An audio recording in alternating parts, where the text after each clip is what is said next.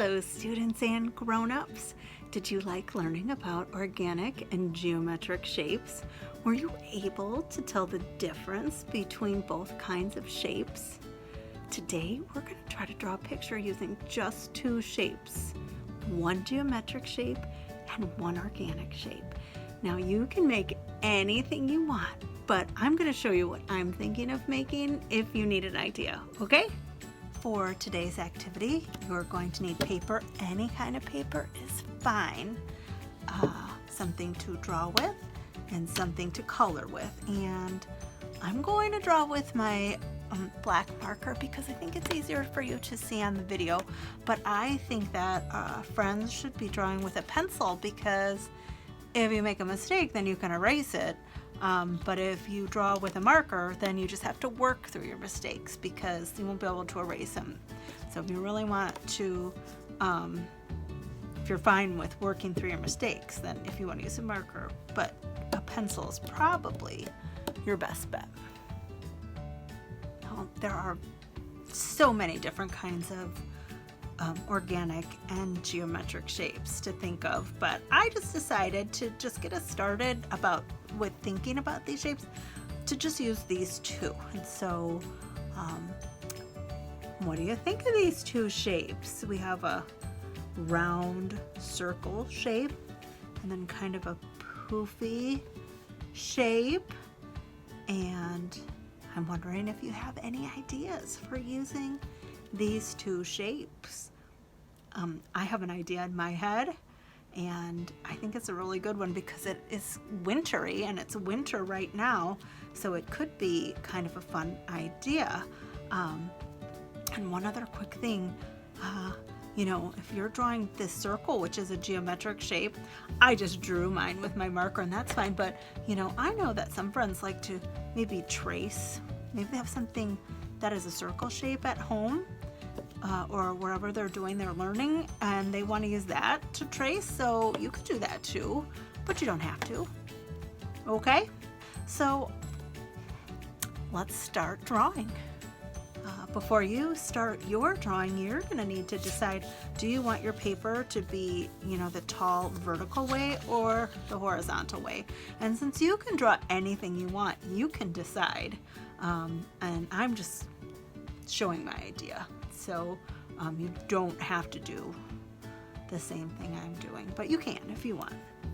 Especially maybe if you want for your first drawing to do what I'm doing, and then maybe you'll try another one and you'll use a different geometric shape and a different organic shape, and that's how you'll really practice incorporating them into your art. And I think that'd be a wonderful idea. Okay, so I told you I already had an idea, and it's gonna be, can you tell? It's gonna be tricky. It's gonna be a snowman or a snow person with my three geometric shapes, and I'm gonna add a ground line in right here, and then I'm just gonna go ahead and start drawing in the details of the snowman, snow person. And remember, you do not have to do this, but you can if you want. And oh, I should put some buttons and some stick arms, but I think it's cute when people draw the stick arms with like some mittens on the end, so I'm gonna do that. And then I can color this in when I go to color. So that's a good one for my geometric shapes, but now I need to add in my organic shape. And we had that poofy shape, and when I saw that shape, I knew I wanted to use it because it looks like clouds. And have you ever seen a really beautiful blue sky with those perfect white puffy clouds? I love that. So that's what I was thinking of, and that's not too challenging of a picture. And I can add more things, and if I want, maybe I can draw a faraway snowman. And how about some trees? It's kind of a weird tree, but I'm gonna just go with it. I'll do a tree with a little baby tree in it. Well, no, I like that better. Okay, so, you know, when you're doing a drawing, you want to really work on filling your whole page, fill the paper, and add in a lot of details to make it interesting. One detail that I always think is kind of fun is to just put some, I don't know, you could even put like footprints or something in the snow, like walking away, or some lines to show that maybe it's a windy day. But adding in those details can really make your artwork look more interesting. And then, of course, color it.